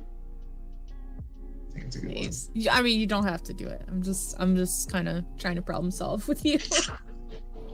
Check Nexus. Yeah, maybe Star Wars is a way to get points with me. Yeah, maybe. Just let's do a Dune illustration, like at this point. I mean... Well, we're definitely doing a Dune themed clubhouse. Yeah, let's see. Oh, that's gonna be so fun. Yes. Ooh, count me in. Count me in. Let's do like a giant. Alrighty, we've hit the 2-hour mark. Oh man. There it is. Time to wrap up. It's time for Ryan to feed his faith and wrap up the stream. Thank you everybody for joining. Let me pop over quickly here to the second canvas. Yeah, things have been going. Oh, they did Nexus popularity is the starting point. Our community decides on the top submissions, and then from the top submissions, a list of 20, if we get enough in, then the judges will take over and vote from that. So we're voting based on the community favorites. and then come in with our own criteria. Very cool. I'm loving how that wave's looking, Nexus. Yeah, it's really that's cool. starting to change from that line art into a lineless piece. I think Great stuff, they, guys. Down this the saturation of their layer the opacity. for just like putting it in. That's cool though. I see. Yeah, I had a wonderful time with you, Ryan. Yeah, likewise. Thanks for joining. It was a surprise to have you here. You're welcome. I'm glad I wasn't the only one speaking. So yeah, everyone, thank you very much for joining. Anya is also doing a classroom session in a few hours, 2.5 hours from now to be exact. 2.5 hours, yeah. Yeah. So if you want to do some still life studies, be sure to tune in for that. That is going to be on my YouTube channel. So yeah. Otherwise, until potentially Saturday, we will have another Clubhouse session with a few more of us. Have a great rest of the week, and I'll chat to you all real soon. Cheers, Anya. Thank you. All right. Bye. If I can find my rollout. There you go.